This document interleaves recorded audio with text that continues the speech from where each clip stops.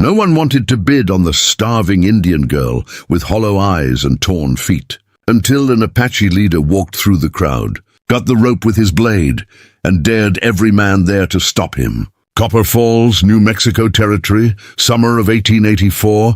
The sun beat down on the town square like a hammer striking an anvil, merciless and unforgiving. Heat shimmered off the hard-packed earth, turning the air thick and difficult to breathe. Dust devils spiraled between wooden buildings, carrying with them the scent of horse manure, tobacco spit, and desperation. Along the eastern edge of the square stood a raised platform, constructed from weathered pine boards, splintered and sun-bleached, where the territory's unwanted were displayed like livestock at market. On that platform, barely able to stand, was Talassi Morningdew. She was 19 years old, though hunger and hardship had carved years into her face that did not belong there. Her dress, once white cotton, now hung in tatters around her thin frame, stained with dirt, blood, and the evidence of a journey no one should have to make.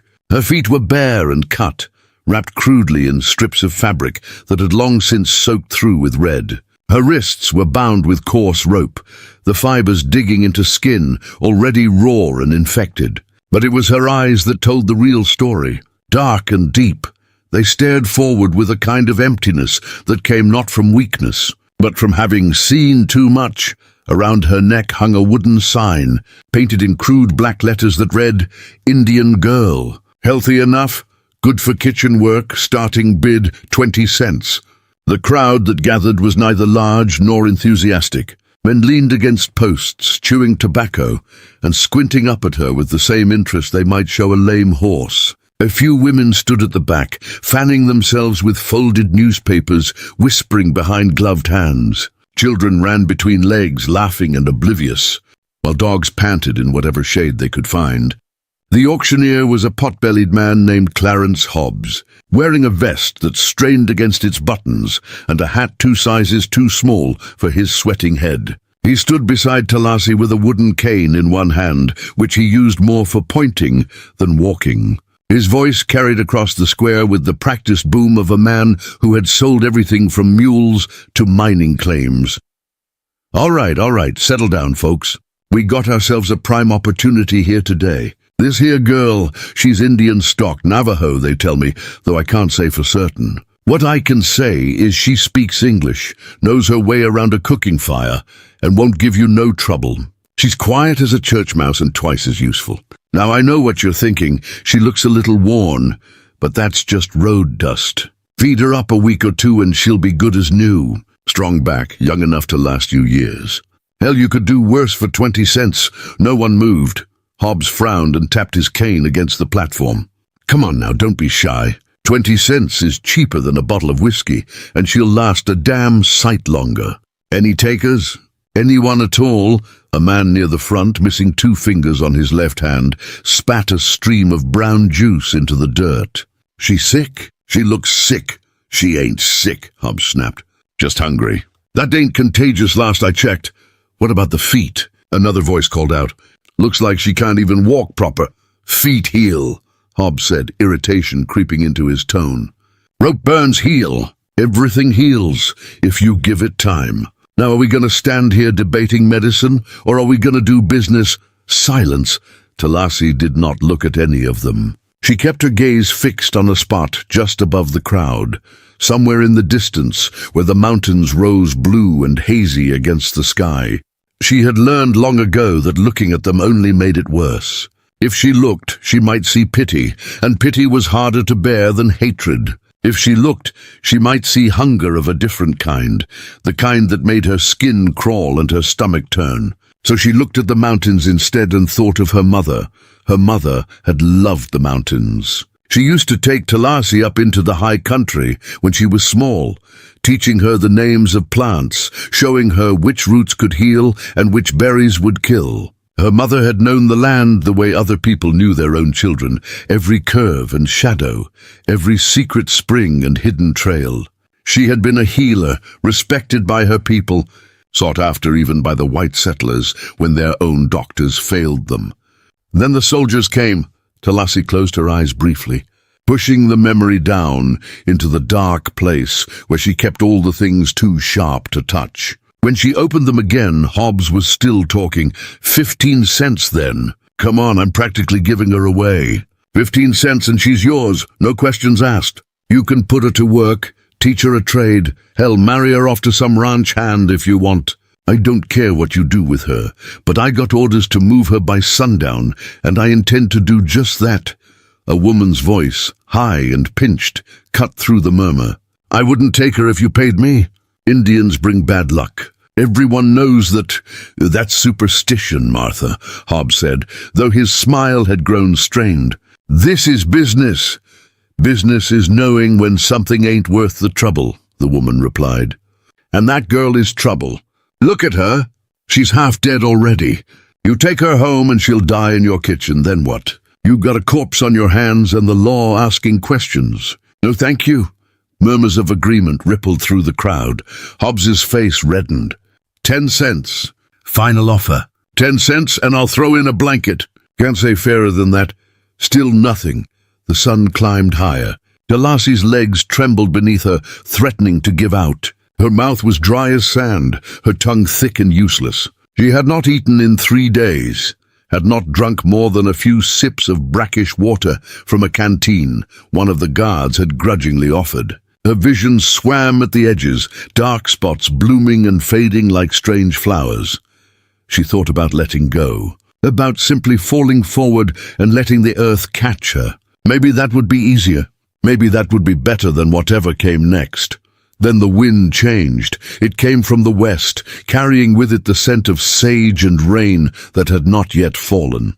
It stirred the dust and rattled the tin signs hanging from shop fronts. It moved through the crowd like a living thing, and people turned, squinting against the sudden gust. That was when he appeared. At first he was just a shape at the far end of the square, a figure on horseback emerging from the wavering heat.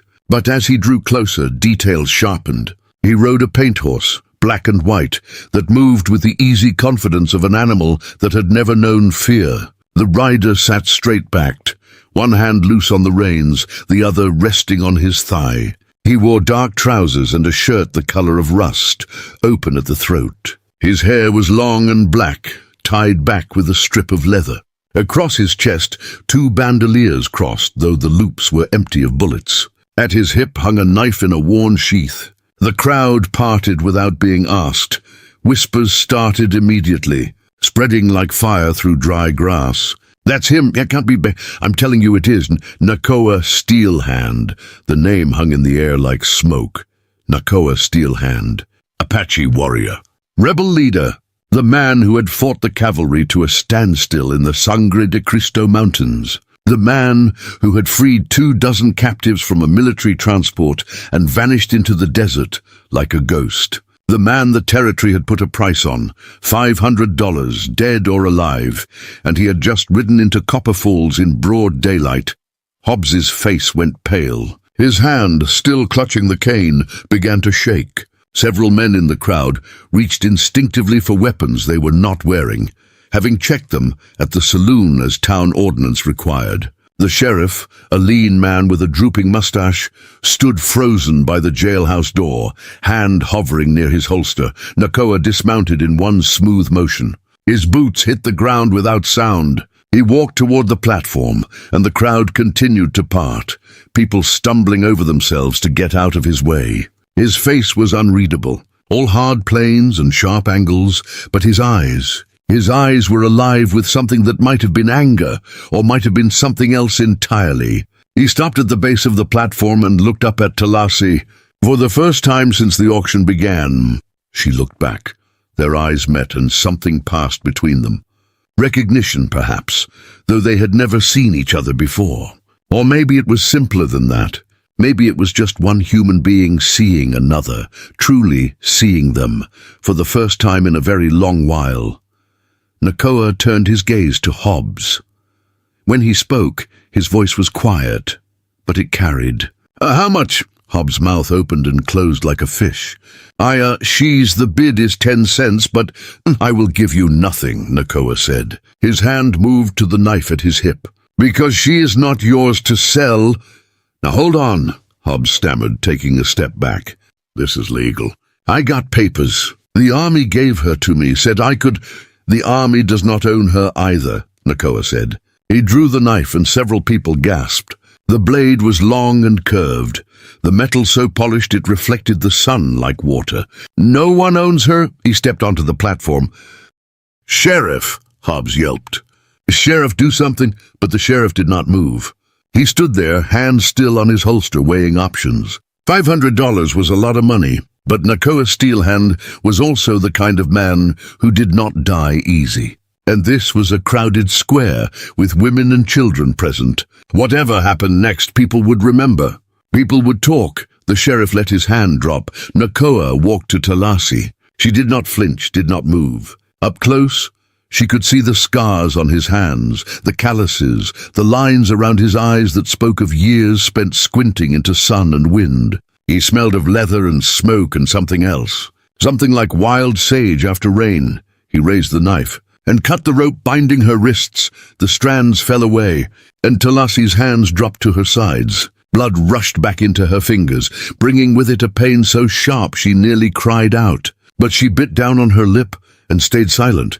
Nakoa sheathed his knife and removed the sign from around her neck. He looked at it for a moment, at the ugly words painted there, then tossed it into the dirt. He turned back to the crowd.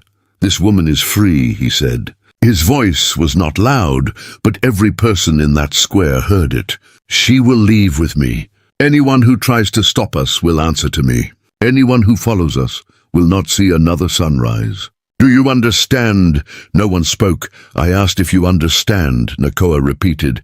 A few heads nodded. Others looked away. Nakoa turned to Talasi and offered his hand. "Can you walk?" She nodded, though in truth she was not certain. "Then walk with me." She placed her hand in his. His palm was warm and rough, and his grip was gentle but firm. Together, they stepped down from the platform. The crowd parted again, wider this time, people pressing themselves against buildings and wagons to let them pass. Nakoa led her to his horse. He helped her up first, then swung up behind her. His arm came around her waist, holding her steady. She could feel the strength in him, the solid presence of someone who had survived things most people only heard about in stories. He turned the horse. "Wait," Hobbs called out, finding his voice at last. "You can't just take her. That's theft. That's—" Nakoa looked back over his shoulder. "It is justice," he said. Then he touched his heels to the horse's flanks, and they rode out of Copper Falls at a walk, unhurried, as if they had all the time in the world. Behind them, the crowd stood silent, watching until they disappeared into the shimmering heat. And in the mountains beyond, thunder rumbled, promising rain. They rode for hours without speaking. The horse carried them north through terrain that shifted from desert scrub to rocky hills, following paths that seemed invisible to anyone who did not know where to look. Nakoa guided the animal with subtle shifts of weight and pressure, rarely using the reins. Talasi sat in front of him, her body swaying with the rhythm of the horse's gait, her hands gripping the saddle horn to keep herself upright.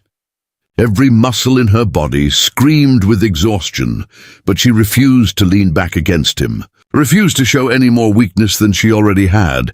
The sun began its descent toward the western horizon, painting the sky in shades of orange and gold. Shadows stretched long across the land, and the heat that had been suffocating during the day gave way to a cooling breeze. Talasi's vision blurred at the edges. She blinked hard, trying to focus, trying to stay conscious. Her body wanted to shut down, to surrender to the darkness that kept pulling at her, but she fought it. She had survived too much to fall now. Nakoa must have felt her wavering because his arm tightened slightly around her waist. "Not much farther," he said. His voice was low, meant only for her. "Hold on a little longer." She nodded, not trusting her voice. They entered a narrow canyon where the walls rose steep and red on either side, carved by centuries of wind and water into strange, beautiful shapes. The path wound deeper into the rock, growing narrower until it seemed impossible that a horse could pass through. But Nakoa knew the way. He guided them through twists and turns that would have confused anyone else. past places where the stone walls nearly touched overhead, blocking out the sky. Then the canyon opened. Before them lay a hidden valley, small but lush by desert standards. A spring bubbled up from between the rocks, feeding a pool of clear water that reflected the darkening sky. Cottonwood trees grew around the water's edge, their leaves whispering in the breeze. Scattered among the trees were structures, not permanent buildings, but temporary shelters made of canvas, hide, and salvaged wood. Smoke rose from several cooking fires, and the smell of roasting meat drifted through the air.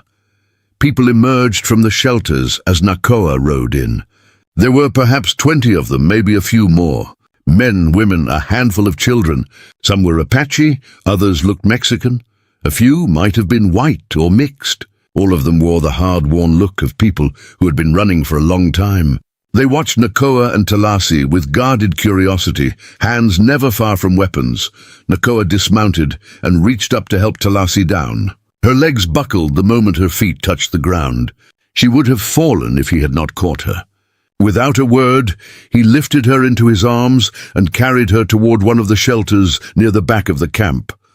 Inside, he laid her on a bedroll made of blankets and animal hides. It was the softest thing she had touched in months. The shelter was simple but clean, with a small fire pit in the center and personal belongings stored neatly along the edges. Nakoa moved to a wooden chest and pulled out a water skin and a cloth. He knelt beside her and held the water to her lips. Slowly, he said, she drank, and the water was cool and sweet, better than anything she could remember. She wanted to gulp it down, to drain the entire skin, but he pulled it away after a few swallows. Too much at once will make you sick, he explained. We will give you more soon. He wet the cloth and began cleaning the wounds on her wrists where the rope had cut into her skin. His touch was careful, almost gentle, and it surprised her. Men like him, warriors, fighters, she had expected roughness. But his hands moved with precision, with care. These will need medicine, he said, examining the infected areas. I will have Yana look at them. She knows healing. Talasi found her voice at last, rough and cracked from disuse. Why did you do it? He paused, meeting her eyes. Do what? Save me. You do not know me. I'm nothing to you. Why risk yourself? Nakoa was quiet for a moment, considering his answer. Then he said, I know what it is like to stand on a platform while others decide your worth. I know what it is like to be treated as less than human. No one should endure that. Not you, not anyone. They will come after you, Talasi said. The soldiers, the bounty hunters, you were already wanted. Now you have given them more reason. Let them come, Nakoa replied. His voice held no bravado, just simple fact. They have been hunting me for 3 years. They have not caught me yet. A woman entered the shelter, older, with grey streaking through her long black hair. She carried a basket filled with plants and small clay pots. Her eyes were sharp but not unkind. She looked at Talasi, then at Nakoa. This is the girl from Copper Falls, she said. It was not a question. Yes, Nakoa confirmed. Yana, she needs your skills. Rope burns, infected, cuts on her feet. She has not eaten properly in days, maybe weeks. Yana set down her basket and moved closer, her gaze traveling over Talasi with the practiced eye of someone who had treated many wounds. She is fortunate you found her when you did. Another few days, and the infection might have spread too far to stop. She began unpacking her supplies, pulling out dried herbs, cloth bandages, and a small jar of something that looked like salve. I will need privacy to work, she said to Nakoa. He nodded and stood. Before leaving, he looked back at Talasi. You are safe here. Rest. Heal. We will talk more when you are stronger. Then he was gone. Yana worked in silence for a time, cleaning the wounds with water infused with something that stung, but also soothed. She applied the salve, which smelled of sage and something else Talasi could not identify, then wrapped the wrists in clean cloth. She moved to Talasi's feet next, unwrapping the filthy bandages and making a soft sound of disapproval at what she found. You have walked far on these, Yana said. I had no choice, Talasi replied. Few of us do, Yana agreed. She cleaned the cuts carefully, removing bits of dirt and debris that had worked their way deep into the flesh. This will hurt. It did. Talasi bit down on the inside of her cheek to keep from crying out, tasting blood. But she did not pull away. She had endured worse. When Yana finished, she sat back and studied Talasi's face. "You are Navajo?" "Yes." "Your family?" "Gone," Talasi said flatly. "All of them. The soldiers came 2 years ago. They said we were on land that belonged to a railroad company. My father tried to show them our rights, papers that promised us we could stay. They burned the papers and burned our home. My mother and sister were killed in the fire. My brother tried to fight. They shot him. I ran. The words came out hollow, emptied of emotion through repetition. She had told this story before, to officers who did not care, to missionaries who offered prayers instead of help, to no one who made any difference. Yana's expression softened. "I am sorry. Lost like that, it leaves scars that never fully heal." "How long have you been here?" Talasi asked, wanting to change the subject. 2 years. I came from a mission school in Santa Fe. They said they would teach us to be civilized, to forget our old ways. But what they really wanted was to break us, to make us ashamed of who we were. I refused. They punished me. Nakoa heard about it and came for me. He has done that for many of us here. We are all running from something. "What is this place?" Talasi asked. "A refuge. A temporary home. We move every few months when the soldiers get too close. Nakoa knows this territory better than anyone. He finds places like this, hidden places where we can rest and regroup before moving again. How many are here?" 23 now with you. It changes. Some leave to try their luck elsewhere. Others arrive desperate and hunted. We take in anyone who needs shelter, regardless of tribe or blood. The only rule is that you contribute. Everyone works. Everyone shares. If you cannot work, you are still fed and cared for until you can. But no one rides for free. Talasi nodded. "I can work. I'm good with plants, with medicine. My mother taught me," Yana smiled. "Then you will be useful. We always need another healer. These men are constantly getting themselves injured, doing foolish things." She stood and gathered her supplies. "I will bring you food. Start with broth and bread, nothing heavy. Your stomach needs time to adjust. Tomorrow, if you are stronger, I will show you around. For now, sleep. Your body needs it more than anything." After Yana left, Talasi lay back on the bedroll and stared up at the canvas ceiling. The sounds of the camp filtered in, low voices, laughter, the crackle of fires, the soft nicker of horses. It was strange being among people again. For so long, she had been alone, moving from place to place, trusting no one. And now she was here, in a camp full of outlaws and fugitives, brought by a man she did not know. Yet she felt safer than she had in months. Sleep came quickly, pulling her under before she could resist. She dreamed of her mother's face, of her sister's laughter, of a time before soldiers and fire and loss. And for the first time in a very long time, her dreams did not turn to nightmares. She woke to darkness. The fire in the shelter had burned down to embers, casting a faint red glow. Someone had covered her with an additional blanket while she slept. Outside, the camp was quiet save for the usual night sounds, wind in the trees, the distant call of an owl, the soft murmur of guards on watch. Talasi sat up slowly, testing her body. The pain was still there, but duller now, manageable. Her wrists and feet throbbed, but no longer felt like they were on fire. She was thirsty again and hungry, truly hungry, for the first time in days. She found the water skin where Nakoa had left it and allowed herself several careful swallows. Near the fire pit sat a covered bowl. She lifted the cloth and found it filled with a thick stew, still faintly warm. Someone had left it for her. She ate slowly, savoring each bite, feeling strength begin to return to her limbs. When she finished, she stood and moved to the entrance of the shelter. The night air was cool and clean, scented with sage and wood smoke. Stars filled the sky, more than she had ever seen, scattered across the darkness like seeds thrown by a generous hand. A figure sat near one of the fires, alone, staring into the flames. Even in silhouette, she recognized Nakoa.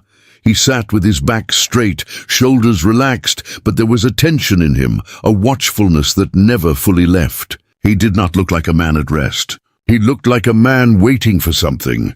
Talasi walked toward him. Her feet were wrapped in Yana's bandages, and she moved carefully, but she could walk. That alone felt like a victory.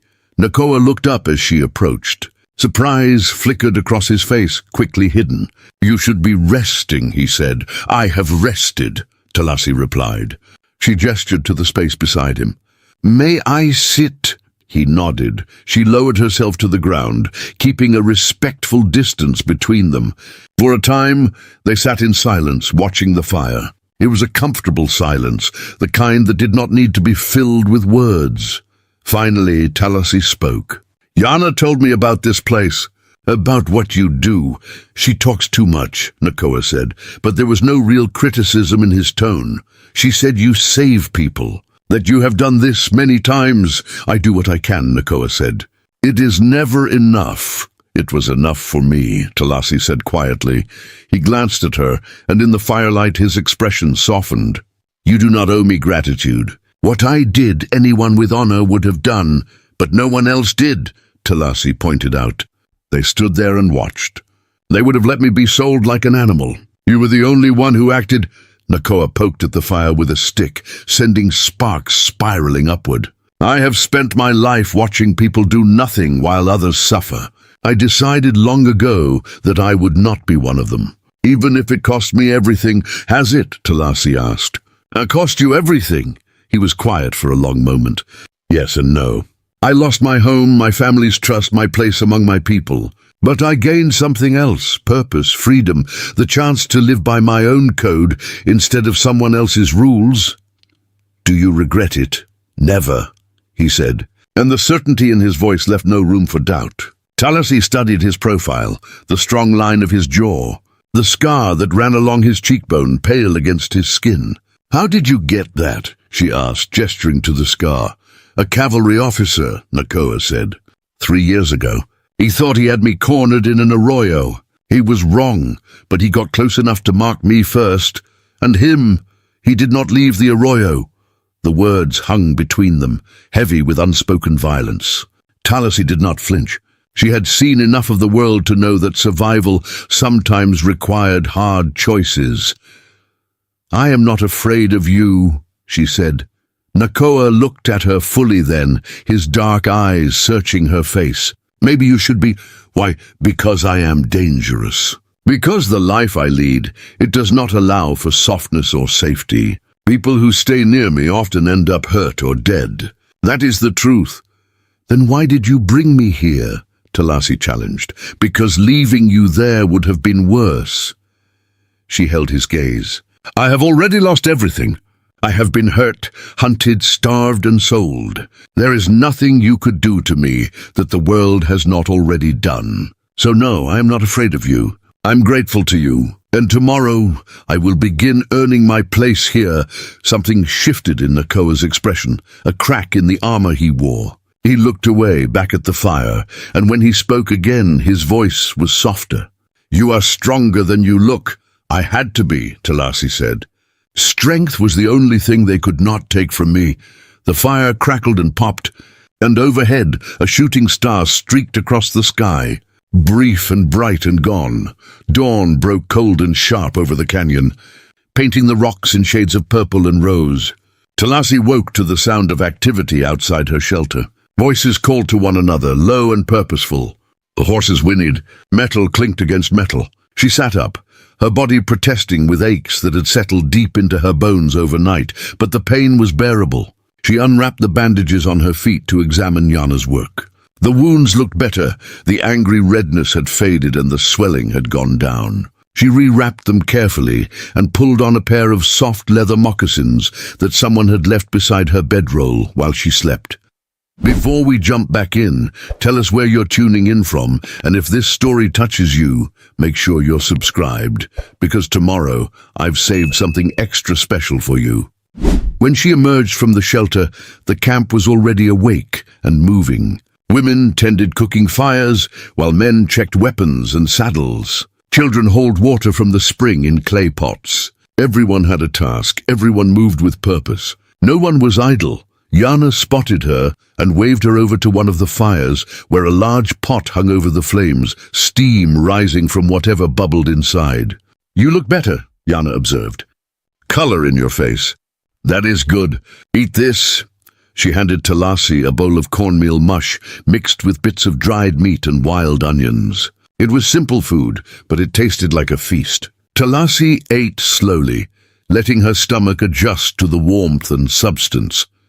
"What is happening?" Talasi asked between bites, gesturing to the activity around them. "Supply run," Yana explained. "Every 2 weeks, a group rides out to trade with friendly contacts. We trade game meat, tanned hides, sometimes information. In return, we get flour, salt, ammunition, medicine. Things we cannot make or find ourselves. It is dangerous work. The routes change every time to avoid patterns." Soldiers watch the trading post. "Does Nakoa lead these runs?" "Always. He trusts no one else to negotiate. He has connections throughout the territory, people who owe him favors, people who respect him enough to risk helping us. But it is getting harder. The army has increased patrols. Bounty hunters are more aggressive. Last month we lost a man named Tavo. He was scouting ahead and rode into an ambush. They sent his body back to us as a warning." Talasi's hand tightened on her bowl. "And still you go?" "We have no choice. Without supplies, we starve. Without ammunition, we cannot defend ourselves. So we go and we hope we come back." Across the camp, Nakoa was checking his horse's saddle, pulling straps tight, testing stirrups. He wore the same rust-colored shirt from yesterday, but had added a leather vest and a wide-brimmed hat that shadowed his face. His rifle was slung across his back, and his knife hung at his hip. 3 other men stood with him, all armed, all wearing the same watchful expression. One of them, a younger man with a scar running through his left eyebrow, glanced toward Talasi and said something to Nakoa that she could not hear. Nakoa's response was brief, and the young man shrugged before returning to his horse. Nakoa walked over to where Talasi and Yana stood. He looked at Talasi, his gaze traveling briefly to her feet. "You are moving better." "Yana is a good healer," Talasi replied. "The best," Nakoa agreed. He turned to Yana. "We should be back by nightfall. If we are not back by dawn tomorrow, you know what to do." Yana nodded grimly. "Be careful, always," Nakoa said. He looked at Talasi again. "If you are strong enough, Yana will put you to work. We all contribute here." "I am strong enough," Talasi said. Something that might have been approval flickered in his eyes. Then he turned and walked back to his horse. Within minutes, the 4 riders were mounted and moving out of the canyon, disappearing through the narrow passage that led to the wider world beyond. Yana put Talasi to work immediately. First, she was sent to help the women processing a deer that had been killed the previous day. The animal hung from a cottonwood branch, and 2 women worked with practiced efficiency, skinning and butchering, while a third scraped the hide clean of fat and tissue. Talasi joined the 3rd woman, a Mexican girl named Rosa, who could not have been more than 16. Rosa showed her the technique, how to hold the scraping tool, how much pressure to apply, how to work in smooth, even strokes. The work was hard and bloody, and Talasi's hands cramped within the first hour. But she did not stop. She pushed through the pain, through the exhaustion that still clung to her, through the memories that tried to surface of other times, other work, other blood. Rosa talked while they worked, filling the silence with stories about her journey to the camp, about the village she had fled after her father tried to sell her to a mine foreman to pay off gambling debts. Her voice was light, almost cheerful, as if speaking of someone else's tragedy. By midday, they had finished with the deer. The meat was cut into strips and hung over a smoking rack to preserve it. The hide was stretched on a frame to dry. Nothing was wasted. Even the bones were saved, to be boiled later for broth or carved into tools. Yana found Talasi washing blood from her hands in the spring. "You did well," she said. "Rosa says you work hard and do not complain. That is all anyone asks here." "What else needs doing?" Talasi asked. "Come with me. I will show you the medicine stores. You said your mother taught you healing. I want to see what you know. Yana's shelter was larger than the others, divided into sections by hanging blankets. One section served as her living space. Another was dedicated entirely to medicine. Bundles of dried herbs hung from the ceiling, filling the air with a complex mixture of scents. Clay pots lined makeshift shelves, each labeled with symbols Talassi did not recognize. A work table held mortars and pestles, cutting boards, knives of various sizes. Yana gestured to the hanging bundles. Tell me what you see. Talassi walked along the rows, examining each bundle carefully. Yarrow for bleeding, sage for cleansing wounds, willow bark for pain and fever, chamomile for calming, juniper for digestion, tobacco for ceremony. She paused at one bundle she did not recognize. This one I do not know. Desert marigold, Yana said. Good for skin infections. I will teach you. What else? Talassi continued, naming plant after plant, explaining their uses, suggesting combinations for different ailments. Yana listened intently, occasionally nodding or asking questions. When Talassi finished, Yana was smiling. Your mother taught you well. You know more than most healers twice your age. I could use help here. The men are constantly injuring themselves, and I am not as young as I once was. If you are willing, I will teach you what I know, and you can teach me what your mother taught you. I am willing, Talassi said. The thought of having purpose again, of using skills she had feared were lost, sent a warmth through her chest that had nothing to do with the afternoon heat. They spent the rest of the day organizing the medicine stores, grinding herbs, preparing salves and tinctures. Yana explained her system of organization, showed Talassi where to find things, taught her the symbols she used for labeling. They worked side by side, and for the first time since her family died, Talassi felt something like peace. As the sun began its descent, painting the canyon walls in shades of gold and amber, Talassi stepped outside for air. The camp had settled into evening routines. Fires were being built up for cooking. Children played a game with sticks and a ball made of bound leather. Guards took up positions at the canyon entrance, watching the path for the return of the supply run. The young man with the scarred eyebrow, the one who had spoken to Nakoa that morning, approached her.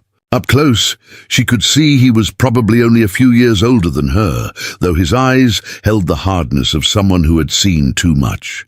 You are the one Nakoa brought from Copper Falls, he said. It was not a question. Yes, Talassi replied. I am Kai. I ride with Nakoa, have for 2 years now. He studied her with unconcealed curiosity. He has never done that before. Brought someone back like that. Usually he just points people in our direction and lets them find their own way. But he carried you himself. I could not walk, Talassi said. Still, it was different. People are talking. Let them talk, Talassi said coolly. I owe Nakoa my life. Beyond that, there is nothing to discuss. Kai's expression shifted, something between amusement and respect crossing his features. Fair enough. Just so you know, not everyone here is happy about it. Some think bringing you was reckless, that it draws unnecessary attention, that Nakoa is taking too many risks. And what do you think?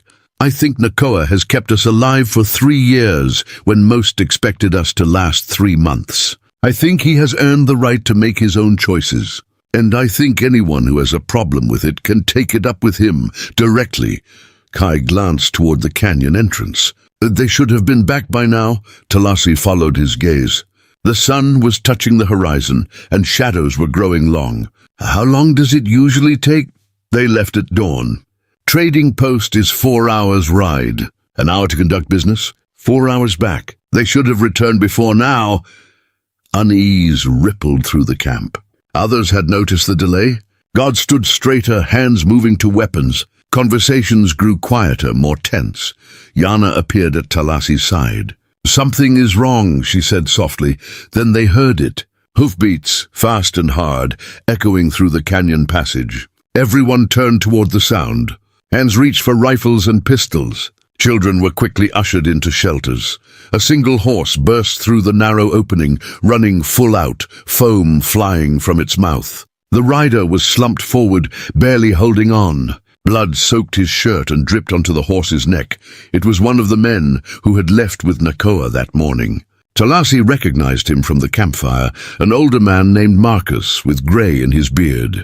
He fell from the saddle before anyone could reach him, hitting the ground hard. People rushed forward. Yana was there first, dropping to her knees beside him, her hands immediately moving to assess his injuries.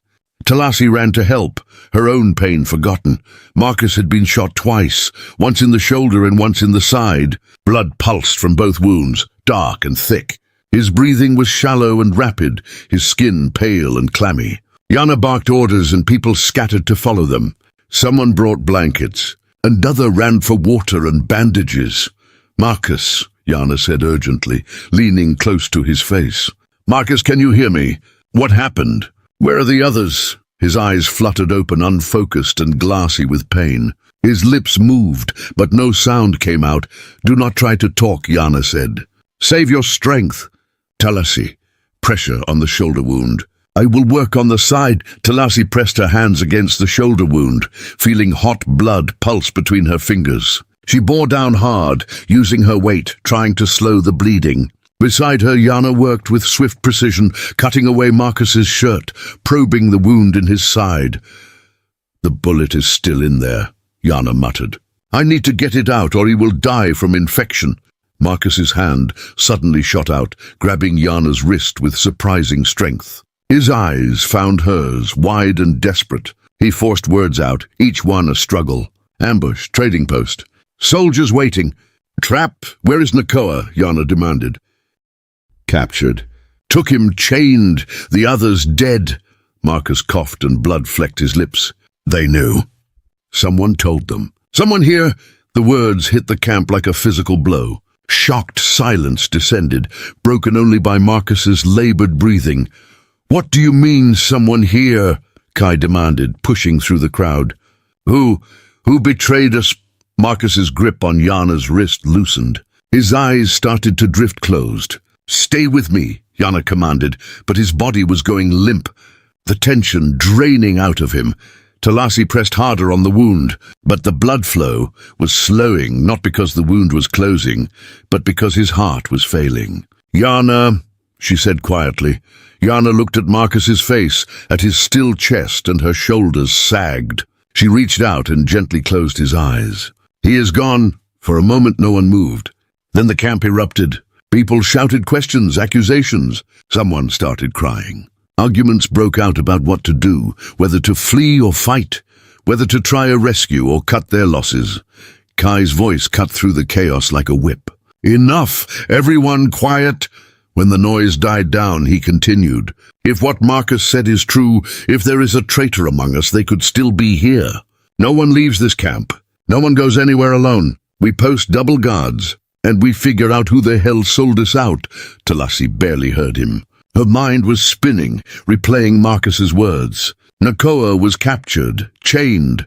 The man who had saved her, who had shown her the first real kindness in years, was now in the hands of the very people he had been running from. The people who wanted him dead. She looked down at her hands, still covered in Marcus's blood, and felt something harden inside her. She had been saved. She had been given a chance to live. And now the man responsible for that was going to die unless someone did something. She stood, her legs steady despite everything, and walked to where Kai stood arguing with two other men about defensive positions. "I am going after him," she said. All three men turned to stare at her. "What?" Kai said. "Nakoa, I am going after him." "Tonight?"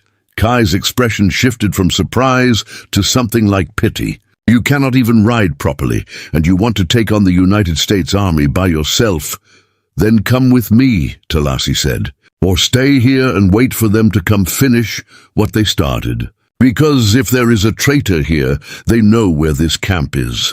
They know how many of us there are. How long do you think it will take before soldiers surround this canyon?" The two men exchanged glances. One of them, a scarred man with a missing ear, spoke up. "The girl has a point. If they have Nakoa, they will make him talk. And if he does not talk, they will track his horse's trail back here anyway. Nakoa will not talk," Kai said firmly. "Then they will follow the trail," the scarred man countered. "Either way, we are compromised." Kai ran a hand through his hair, frustration clear on his face. He looked at Talasi, really looked at her, and something in his expression changed. "You are serious? You would actually go?" "He saved my life," Talasi said simply. "I will not let him die for it." Kai was silent for a long moment. Then he nodded slowly. "All right, we go tonight. Small group, fast and quiet. 3 of us. Any more and we will be spotted. And Talasi, me and Rafe." He gestured to the scarred man. "We leave in 1 hour. Prepare whatever you need." Talasi turned to go, but Yana caught her arm. "You are not healed. Your feet are still wounded. You have not ridden in months. This is suicide." "Maybe," Talasi agreed. "But it is my choice to make." Yana held her gaze for a long moment, then sighed and released her arm. "Come with me. If you are determined to die, at least let me make sure you are properly equipped first." As night fell over the canyon, 3 horses stood saddled and ready. Kai checked weapons and ammunition. Rafe studied a rough map by firelight. And Talasi, dressed in clothes Yana had given her, sturdy and dark, stood looking toward the canyon entrance where somewhere beyond, in the darkness, a man waited in chains. She thought of his words by the fire the night before. "I do what I can. It is never enough. Tonight it would have to be." The moon hung like a silver coin in the cloudless sky, providing just enough light to navigate by, but not enough to expose them. Talasi rode between Kai and Rafe, her body remembering the rhythm of horseback despite the months away from it. Her feet throbbed in the stirrups, but she pushed the pain down into that deep place where she kept all the things that would break her if she let them surface. The horse beneath her was steady and sure-footed, a grey mare that Yana had insisted she take, claiming the animal had the best night vision of any in their herd. They moved in silence through terrain that seemed alien in the darkness. Rocks cast strange shadows. Cacti became menacing shapes. Every sound, the scrape of a hoof on stone, the rustle of wind through brush, the distant cry of a coyote, felt amplified and dangerous. Kai led them on a route that avoided the main trails, keeping to high ground where they could see approaching threats. He had done this before, Talasi realized. The way he moved, the way he read the land, even in darkness, spoke of practice and survival. Rafe brought up the rear, constantly checking behind them, making sure they were not followed. After 2 hours of hard riding, Kai raised his hand and they stopped. Below them, perhaps a mile distant, the lights of a military outpost flickered like fallen stars. It was smaller than Talasi had expected, just a handful of buildings surrounded by a wooden palisade. But even from this distance, she could see guards walking the perimeter, could make out the shapes of horses in a corral, could hear the faint sounds of men's voices carried on the night wind. Kai dismounted, and the others followed. They tied their horses to a stunted pine and moved forward on foot, staying low, using rocks and brush for cover. As they drew closer, the outpost details became clearer. The main building was a long, low structure that likely served as barracks. A smaller building beside it probably housed officers. A third structure, separate from the others and surrounded by its own fence, had bars on the windows. The stockade. "There," Kai whispered, pointing. "That is where they will be keeping him." "How many guards?" Talasi asked. "I count 6 walking the walls. Probably more inside. Maybe 20 soldiers total at a post this size." "Bad odds." Kai studied the layout, his eyes moving systematically from building to building, noting sightlines and blind spots. Rafe leaned close. "There is a gap on the east side, where the wall meets that rocky outcrop. Guards cannot see it from their positions. If we time it right, we could slip through there, get to the stockade." "And then what?" Kai said. "Even if we get him out, we still have to get past 20 soldiers and ride out before they sound the alarm." "We create a distraction," Talasi said. Both men looked at her. "The corral." "If we spook the horses, send them running through the camp, it will create chaos. Everyone will be focused on catching them. That is when we move." Kai considered this, then nodded slowly. It could work. "Rafe, you handle the horses. Get them running toward the main buildings, maximum confusion. Talasi and I will go for the stockade. We get Nakoa, we run for the east wall, and we pray we make it, and if we do not," Rafe asked, Then at least we tried. Kai checked his weapons, a rifle and 2 pistols. Give us 10 minutes to get in position. When you hear the horses, you know we are moving.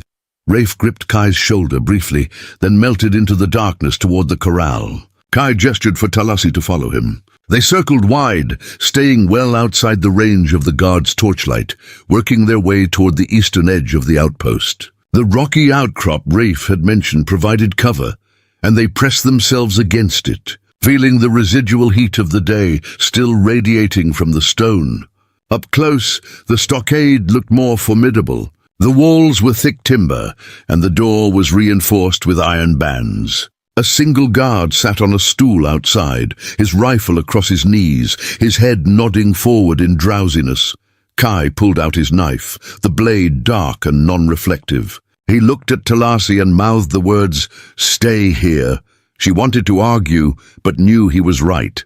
She had no training in this kind of violence, no experience with quiet killing. If she interfered, she would only get them both caught. So she stayed pressed against the rock and watched as Kai moved like a shadow across the open ground. The guard never knew what happened. One moment he was dozing, the next Kai's hand was over his mouth, and the knife was sliding between his ribs. The man jerked once, then went still. Kai lowered him gently to the ground and dragged him into the shadows. Then he waved for Talassi to come. She ran low and fast, her heart hammering against her ribs. When she reached him, Kai was already working on the stockade door. The lock was heavy and old, designed more to contain than to secure against skilled intrusion. Kai pulled a thin piece of metal from his pocket and worked it into the mechanism, his fingers moving with practiced precision. Somewhere in the distance, horses began to whinny. Then came the sound of stampeding hooves, dozens of them, and men shouting in alarm. Rafe had done his job. The lock clicked open. Kai pulled the door wide and they slipped inside.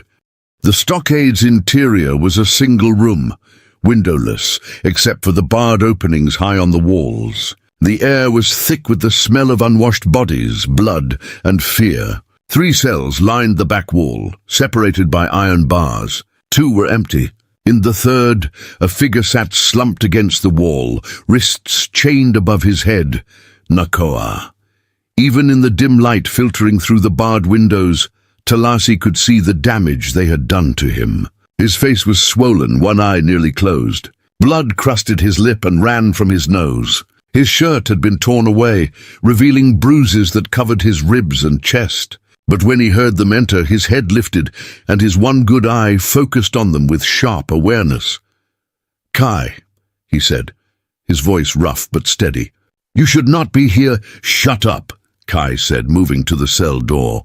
He went to work on this lock as well, his hands moving even faster than before. Outside, the chaos was growing. Men were running, shouting orders, trying to corral panicked horses. But it would not last forever.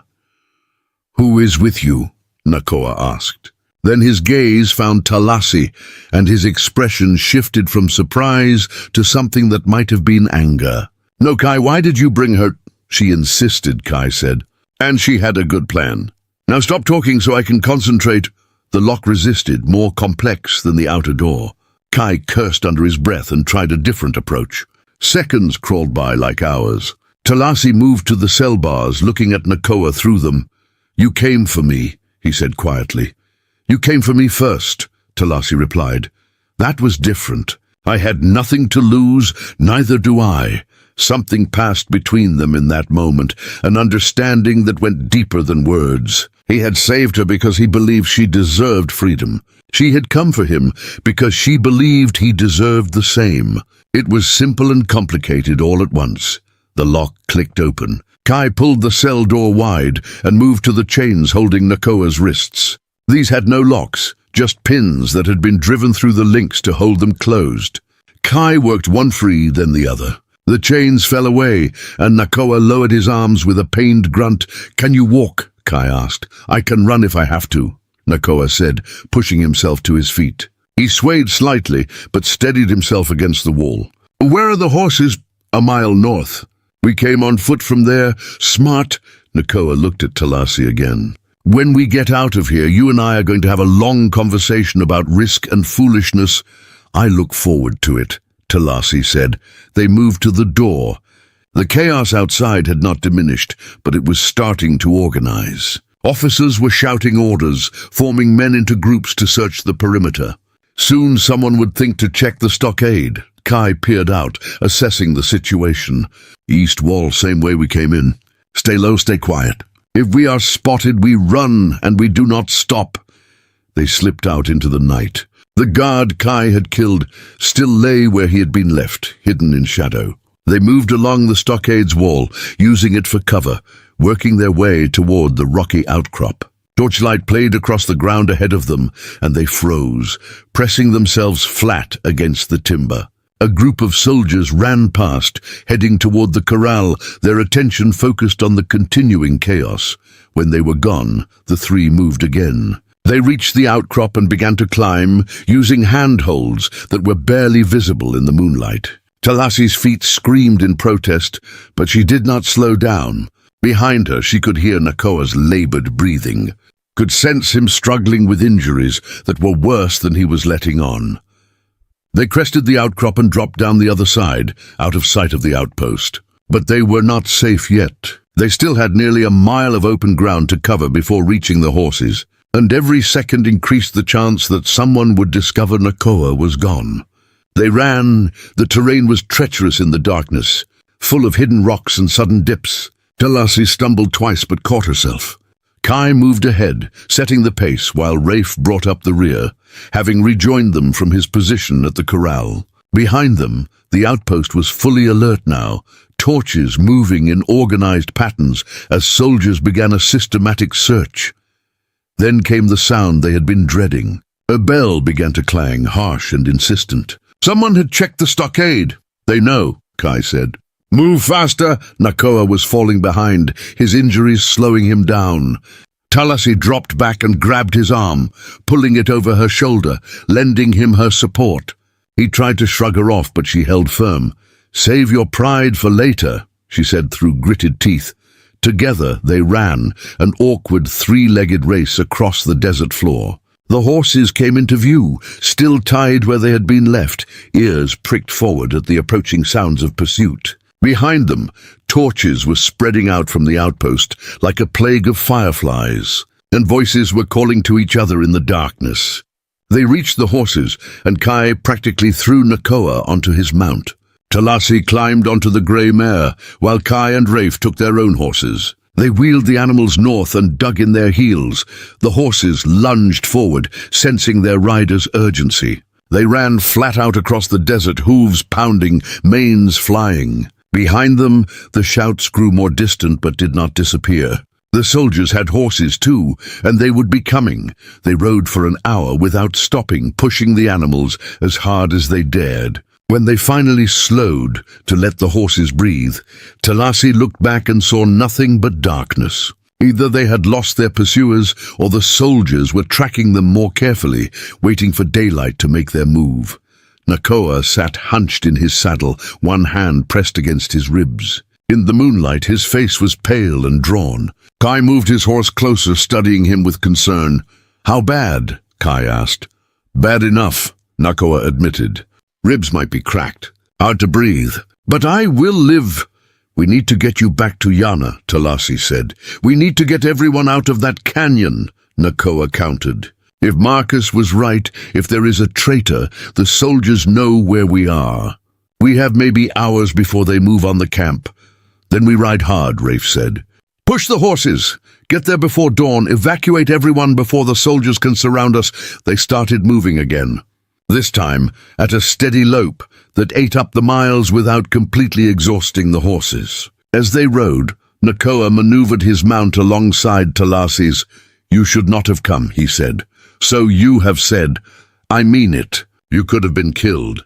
You could have been captured. After everything you survived, everything you endured, you risked it all for me. Why?" Talasi looked at him, at his battered face and fierce eyes, and spoke a truth she had not fully acknowledged until that moment. Because in 3 years of running, of hiding, of barely surviving, you were the first person who made me feel like I mattered. Not as property, not as a burden, just as a person. I could not let them take that away. Nakoa was silent for a long moment. When he spoke again, his voice was softer. You do matter. More than you know. Preparing and narrating this story took us a lot of time, so if you are enjoying it, subscribe to our channel. It means a lot to us now. Back to the story. They rode on through the remainder of the night, racing against time and fate. The canyon appeared just as the eastern sky began to lighten from black to gray. They pushed the exhausted horses through the narrow passage and into the hidden valley. The camp was already stirring, people emerging from shelters at the sound of hooves. When they saw Nakoa, alive and mounted, a cheer went up. But it died quickly when they saw his condition and the expressions on the faces of his rescuers. Yana rushed forward as they dismounted. She took one look at Nakoa and immediately began issuing orders. People scattered to follow them. Nakoa tried to speak, but Yana cut him off. You will sit. You will be quiet. You will let me examine you. Everything else can wait, but Nakoa grabbed her wrist gently but firmly. It cannot wait. The soldiers are coming. Maybe today, maybe tomorrow, but soon. We need to evacuate. Now, everyone takes only what they can carry. We leave within the hour. The camp erupted into controlled chaos as people began breaking down shelters and packing supplies. Children were roused and dressed. Horses were saddled and loaded. Everything that could not be carried was buried or burned. Talasi helped where she could, her exhaustion forgotten in the urgency of the moment. She worked alongside Yana, packing medicine supplies into saddlebags, making sure nothing critical was left behind. As she worked, she noticed people watching her differently than they had before. There was respect in their eyes now, acknowledgement that she had proven herself. Kai found her as she was tying down the last of the medical supplies. Nakoa wants to see you. His shelter. She walked to where Nakoa sat on his bedroll, his torso wrapped in clean bandages, his face freshly cleaned of blood. He looked up as she entered. They tell me you rode like you were born to it, he said. They tell me it was your plan that got us in and out. Kai and Rafe did the hard work, Talasi said, but you came. That was the hardest part. He stood slowly, wincing. I owe you my life. Now we are even. No, Nakoa said. We are not. He reached out and took her hand, his grip warm and solid despite everything. You did not have to come for me. You chose to. That is different from settling a debt. That is something else entirely. Talasi looked down at their joined hands, at the way his fingers intertwined with hers, and felt something shift in her chest. Something that was not gratitude or obligation, but something deeper, more dangerous, more real. What happens now? She asked quietly. Now we run again. We find a new place, build a new camp. We survive. His thumb brushed across her knuckles. But this time you run with me. Not because you owe me. Not because you have nowhere else to go. But because you choose to. She met his eyes and saw in them the same thing she felt, something neither of them had dared to name. I choose to, she said. Outside, someone called that they were ready to move. Nakoa released her hand reluctantly, and they walked out together into the grey dawn. The camp that had been their refuge was being methodically destroyed, all evidence of their presence erased. Within minutes, it would be as if they had never been there at all. They mounted their horses and began to file out of the canyon, a long line of refugees and fighters, heading north toward new territory and uncertain futures. Talasi rode near the front, close to Nakoa, and as they emerged from the narrow passage into the wider world, she looked back one last time at the place that had given her shelter. Then she turned forward and did not look back again. They traveled for 3 days without stopping longer than necessary to rest the horses. The group moved like ghosts across the territory, avoiding roads and settlements, keeping to high ground where they could see pursuers coming from miles away. Nakoa led them through terrain so remote that even the most experienced trackers would struggle to follow.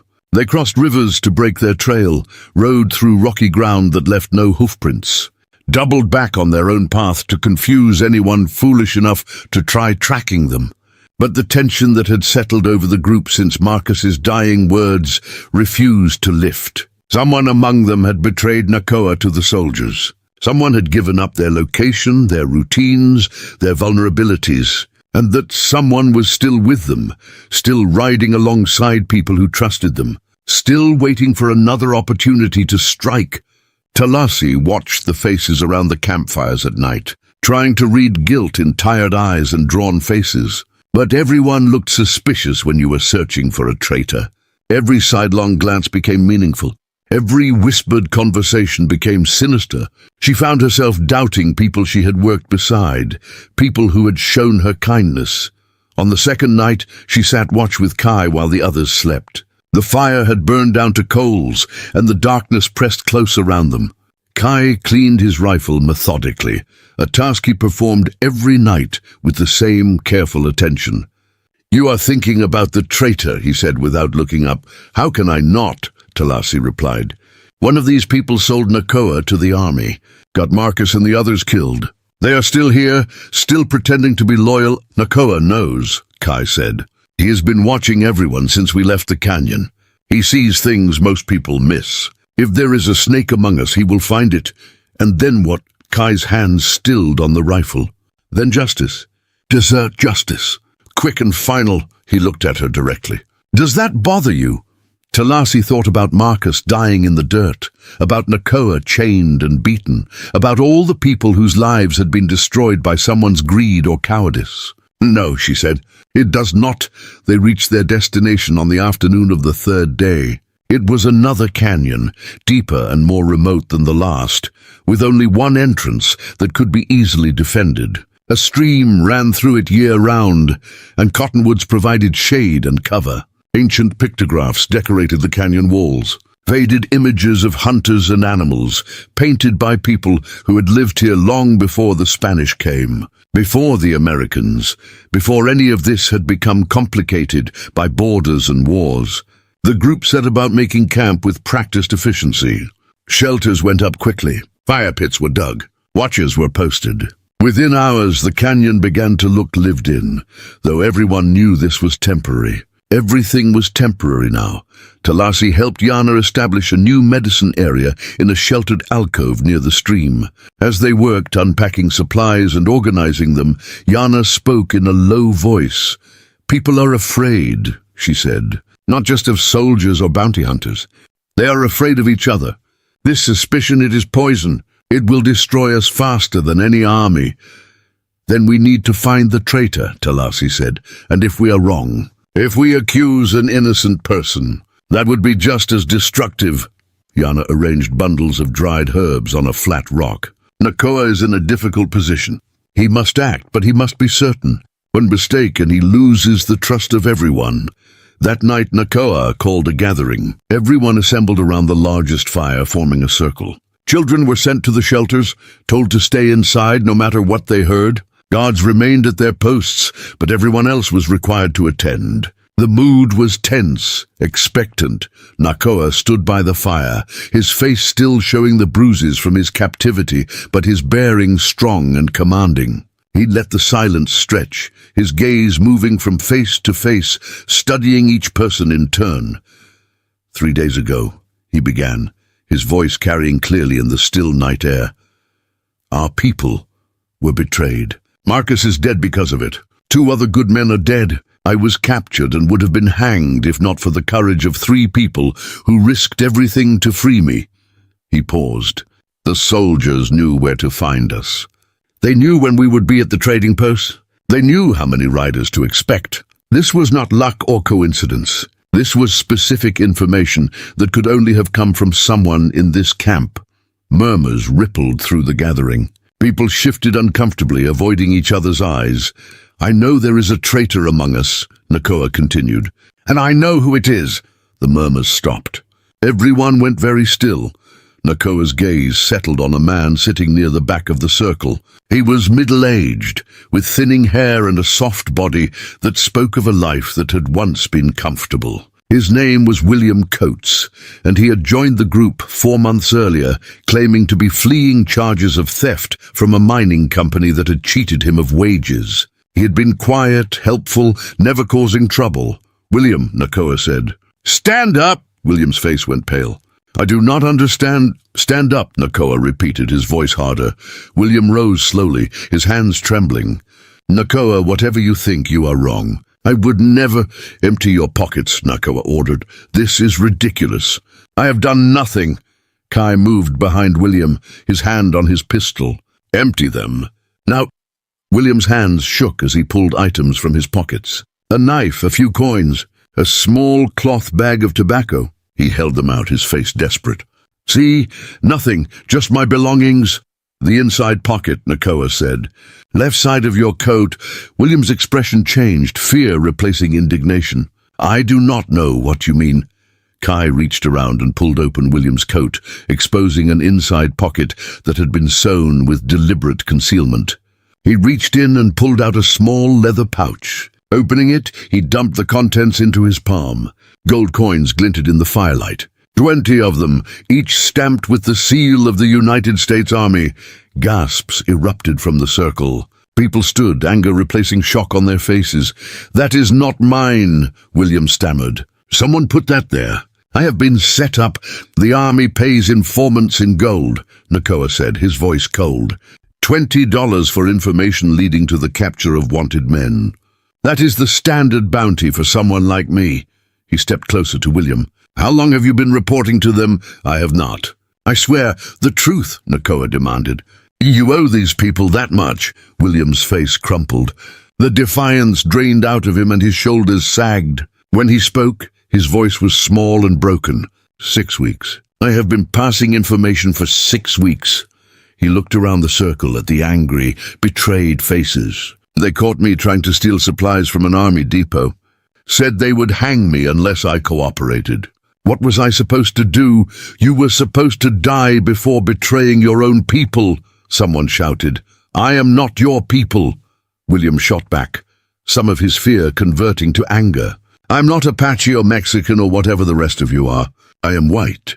I have family in Pennsylvania. I do not belong here." "Then why did you come?" Yana asked, her voice cutting through the anger.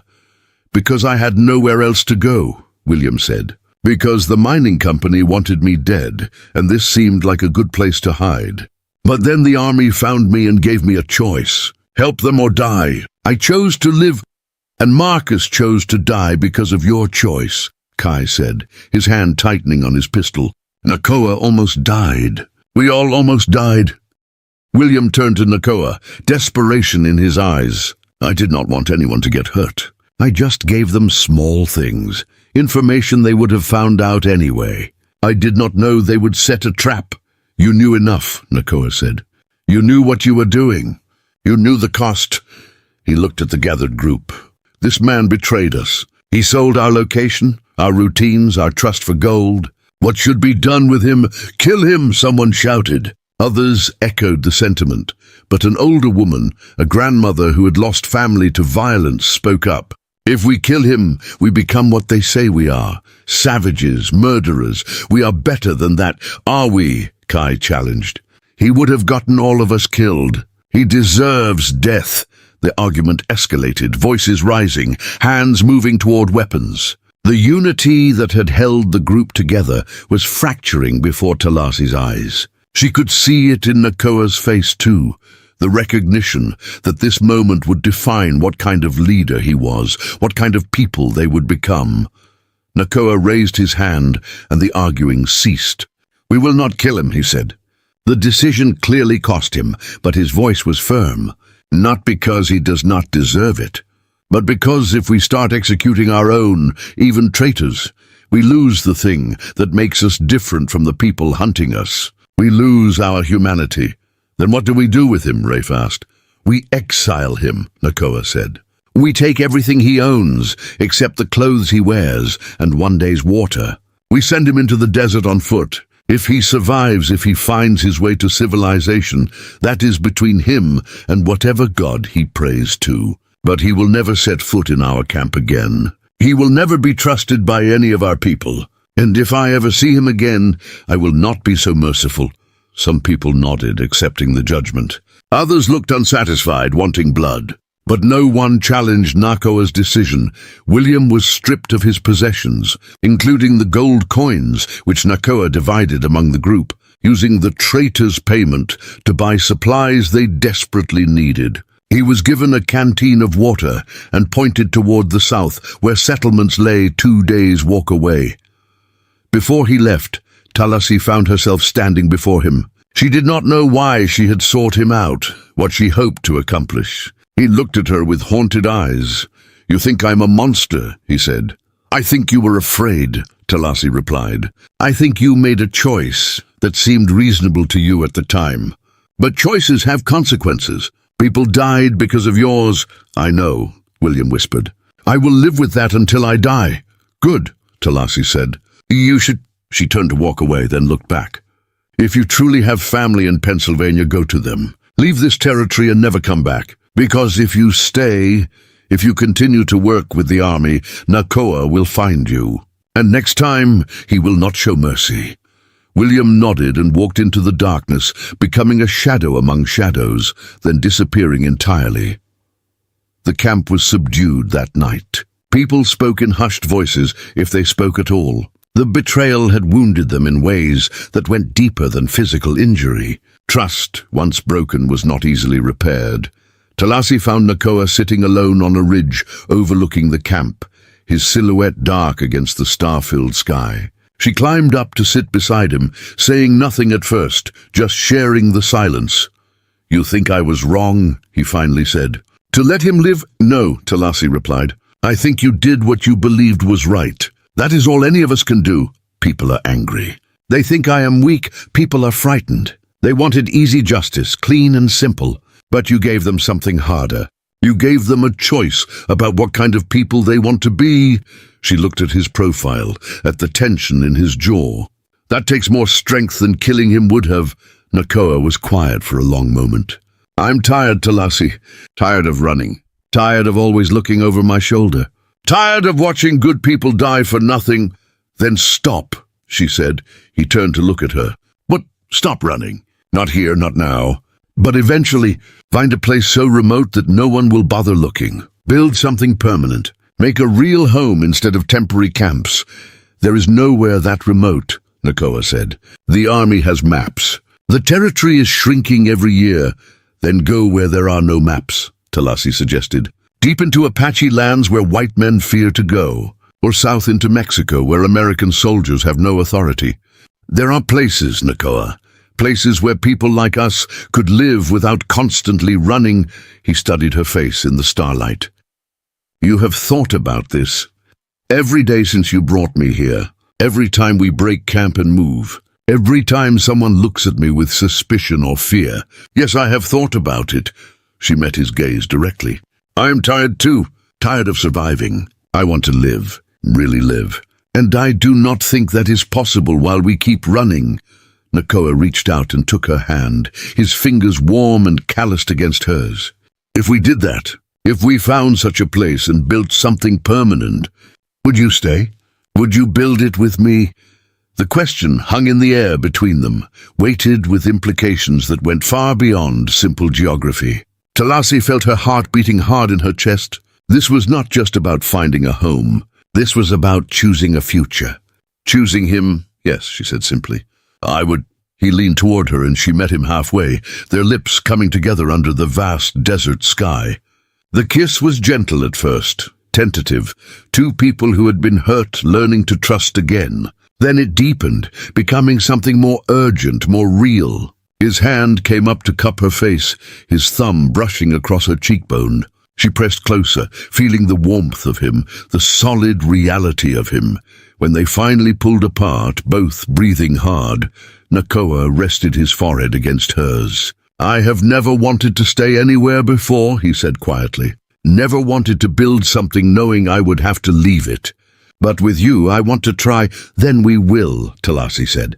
Together, they sat on that ridge long into the night, talking in low voices about possibilities and futures, about places they might go and lives they might build. And for the first time since either of them could remember, the future felt like something worth planning for instead of something to simply endure. Below them, the camp slowly settled into sleep. Guards changed shifts, fires burned down to embers, and in the shelters, people dreamed of safety that always seemed just out of reach. But on the ridge, two people held each other and dared to imagine something different. The attack came at dawn, when the light was still grey and uncertain. Talasi woke to the sound of gunfire echoing through the canyon like thunder trapped between stone walls. She rolled from her bedroll, heart already racing, hands reaching for the knife Yana had given her. Outside, chaos had erupted. People were running, shouting, grabbing weapons, and children in equal measure. Horses screamed in terror.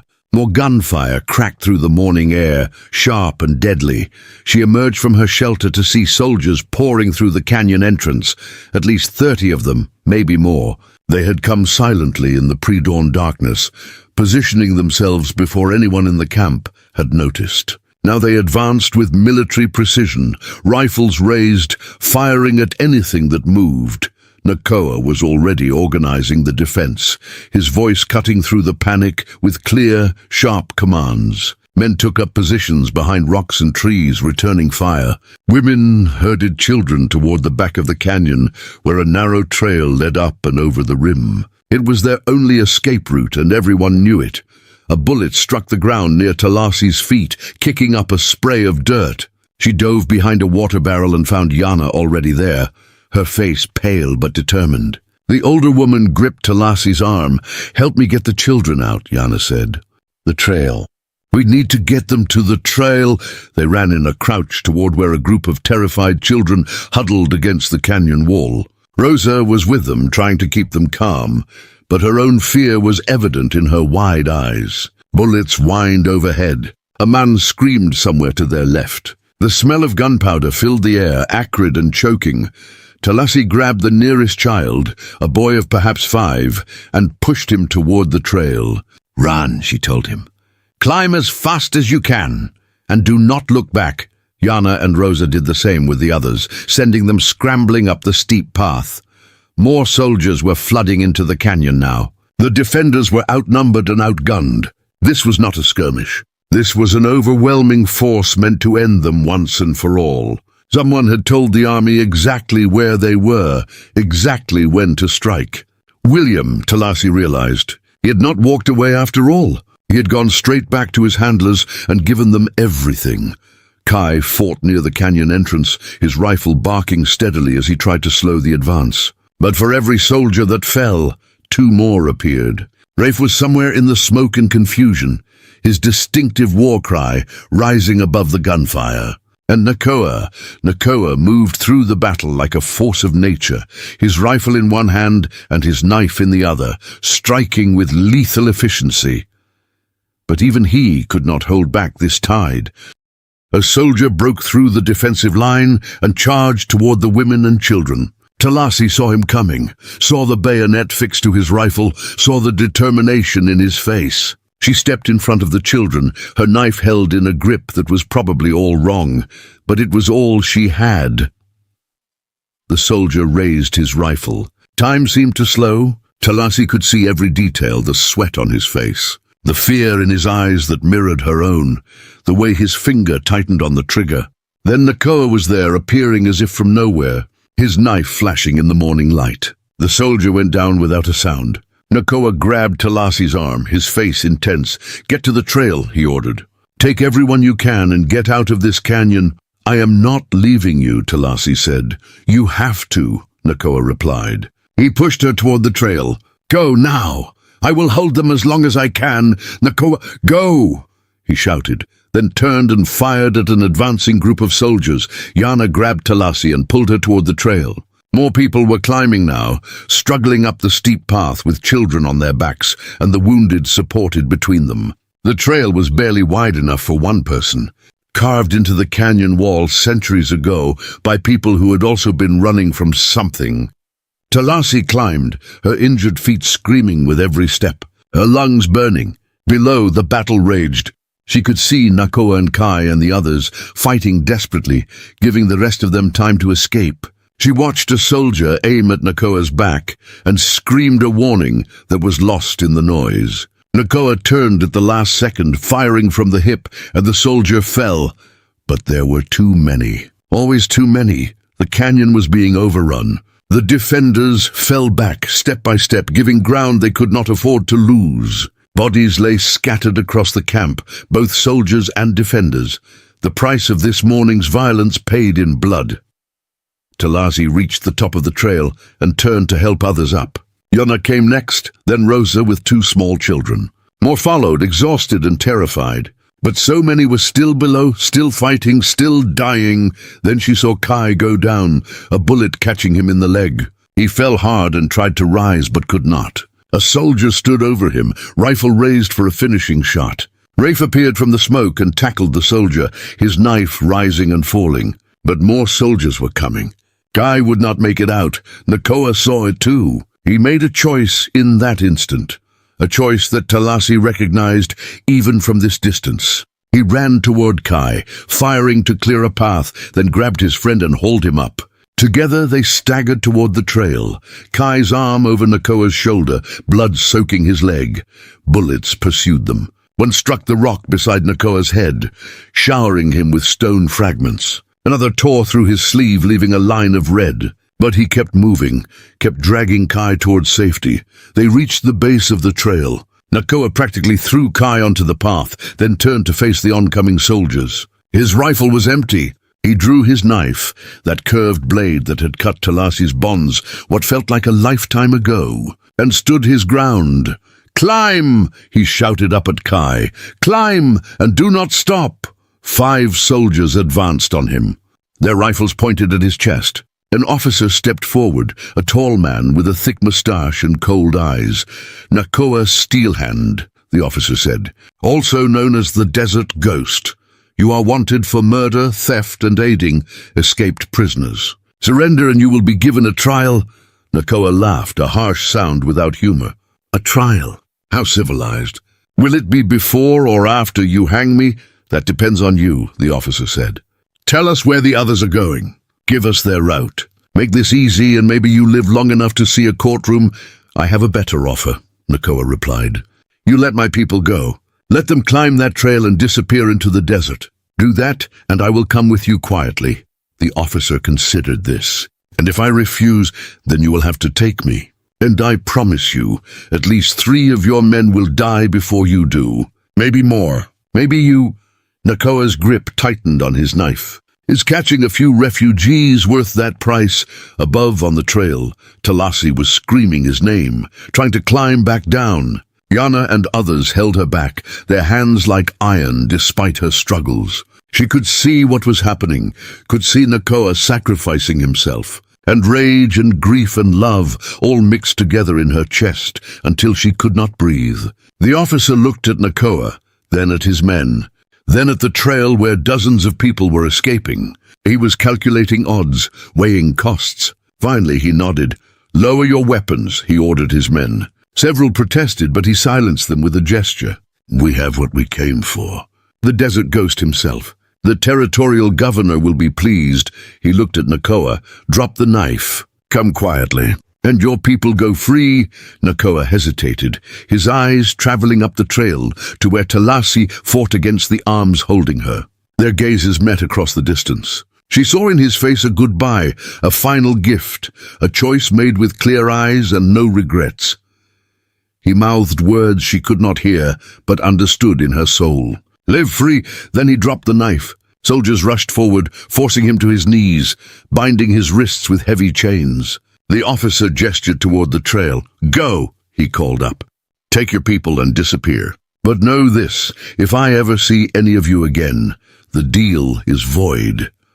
On the trail, people were pulling Talasi away, dragging her toward the rim. She fought them every step, her voice raw from screaming Nakoa's name.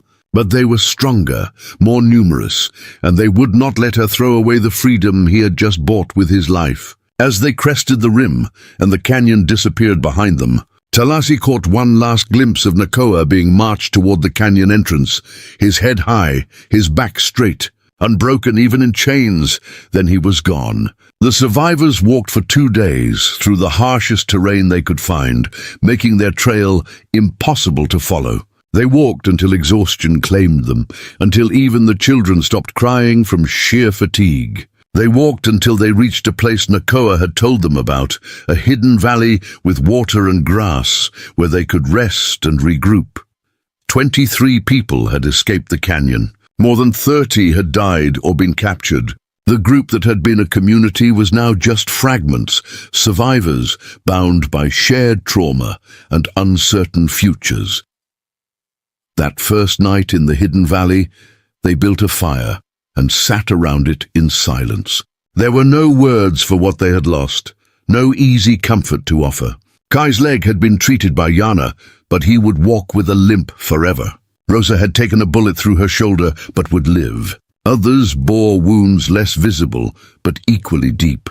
Talasi sat apart from the others, staring into the darkness beyond the firelight. She had not spoken since leaving the canyon, had not eaten or slept. She simply sat, her hands in her lap, her face empty of everything except the weight of loss. Yana lowered herself carefully beside her. For a long time, the older woman said nothing. Then quietly she spoke. "He saved us all.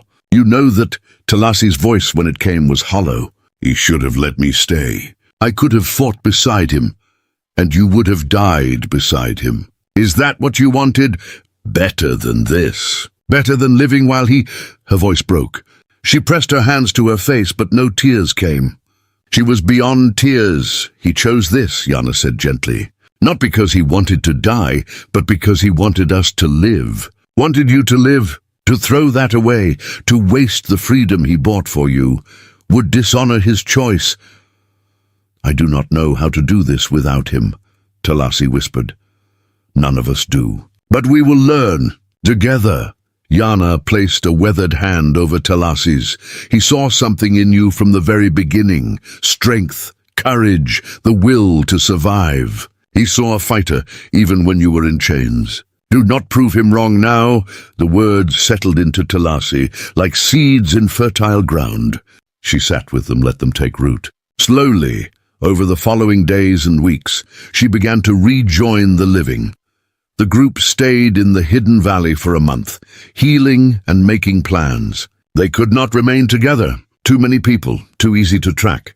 So they divided into smaller groups, each taking different paths, each seeking their own version of freedom. Some went south into Mexico. Others headed east to try their luck in different territories. A few, the very young or very old, decided to surrender to the authorities and hope for mercy they probably would not receive. Talasi chose to go north with Yana, Rosa, and 6 others. They would head into the deep wilderness, into Apache lands where the army rarely ventured. They would find a place so remote that no one would bother looking for them. And there they would build something new. On the day they left the valley, Talasi stood for a moment on the ridge overlooking the camp. She thought about Nakoa, about the man who had freed her from chains and taught her what it meant to choose her own path. She thought about his hands, gentle despite their strength, about his voice, quiet but commanding, about his eyes, which had seen her as human when others saw only property. She pulled from her pocket something she had carried since the canyon, Nakoa's knife. She had found it lying where he had dropped it, and she had taken it without telling anyone. Now she held it up to the light, watching the blade gleam. On the handle, worn smooth by years of use, she could see where his hands had gripped it. She could almost feel the warmth of him still lingering in the leather wrap. "I will live free," she promised the empty air. "Like you wanted, I will build something good, and I will never forget what you gave me." Then she sheathed the knife at her hip and turned north, toward the mountains, toward the future. 6 months later, in a valley so remote it appeared on no maps, a small settlement began to take shape. Simple structures at first, just canvas and wood, but solid, permanent, built by people who had decided to stop running. Talasi had become the settlement's healer, respected and sought after. Her skill with medicine had saved lives through a harsh winter. Her calm strength had helped resolve disputes. She had proven herself not just a survivor, but a leader. One morning in early spring, a rider approached the settlement. The guards called out a warning, hands moving to weapons. But as the figure drew closer, they recognized him. Kai, still limping but alive, his face split in a wide grin, and beside him, moving slowly but under his own power, was Nakoa. Talasi heard the commotion and came running. She stopped when she saw him, certain she was dreaming. But dreams did not have this much detail. Dreams did not show the new scars on his face, the way he favored his left side, the exhaustion in his eyes. Dreams were not this real. Nakoa slid from his horse and stood, swaying slightly. Their eyes met across the distance. Then Talasi was running, her feet barely touching the ground. She crashed into him with enough force to make him grunt, but his arms came around her immediately, holding her tight. She buried her face in his chest and felt him trembling, felt his heart beating strong and steady. "You are alive," she said, the words muffled against his shirt. "How they had you in chains. I saw them take you." "Kai came back," Nakoa said, his voice rough from disuse. "Crazy fool rode into the fort at night. Caused enough chaos that I could escape during the confusion. We have been running ever since, following rumors and whispers, trying to find you." She pulled back to look at his face, touching his cheek gently, assuring herself he was real. "You should have stayed gone. You could have been killed." "I made you a promise," Nakoa said. "On that ridge, remember? I said I wanted to build something with you. I keep my promises." Talasi laughed then, a sound that was half sob, half pure joy. She kissed him, not caring who was watching, not caring about anything except that he was here, alive. And they had both survived to find each other again. When they finally pulled apart, Nakoa looked around at the settlement, at the structures being built, at the people gathering to welcome him. He smiled, really smiled, for the first time in longer than he could remember. "You did it," he said. "You built a home." "We built it," Talasi corrected. "All of us, together, and now you are here to help us finish." That evening, the entire settlement gathered for a feast. They roasted meat and shared stories. Children played while adults talked and laughed. For one night, the fear and pain of the past year faded, replaced by something simpler and more precious: hope. Nakoa and Talasi sat together watching the fire, their hands intertwined. The scars they both carried, visible and invisible, would never fully heal. But scars were proof of survival, proof that they had endured and overcome. "What do we do now?" Talasi asked quietly. "Now," Nakoa said, looking at her with eyes full of certainty, "we live. We build.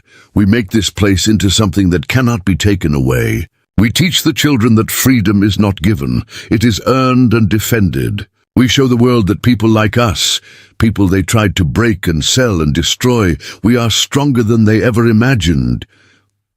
And if they come for us again, then we fight. But this time we fight for something worth dying for. We fight for home." Talasi leaned against him, feeling the solid warmth of him, the quiet strength that had saved her life and given her purpose. Around them, their people, their family, continued to celebrate. And in the firelight, in the heart of the wilderness, in a place carved out by determination and sacrifice, something impossible had been achieved.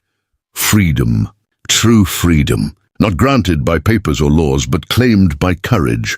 Years later, when travelers told stories of a hidden settlement in the northern wilderness, a place where people of all backgrounds lived together in peace, where no one was owned and everyone was free, most dismissed it as legend.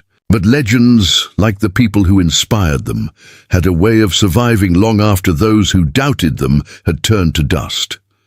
And in that hidden valley, life continued. Children grew, crops were planted and harvested, love flourished, and two people who had once stood on an auction block and a canyon rim, separated by chains and duty, now stood together, building a future one day at a time. The story of Talasi Morning Dew and Nakoa Steelhand became the foundation story of their people, told around fires for generations. Not a tale of perfect heroes, but of imperfect people who chose courage over comfort, who chose each other over safety, who chose freedom over everything. And in the end, that choice made all the difference. Up next, you've got two more standout stories right on your screen. If this one hit the mark, you won't want to pass these up. Just click and check them out, and don't forget to subscribe and turn on the notification bell so you don't miss any upload from us.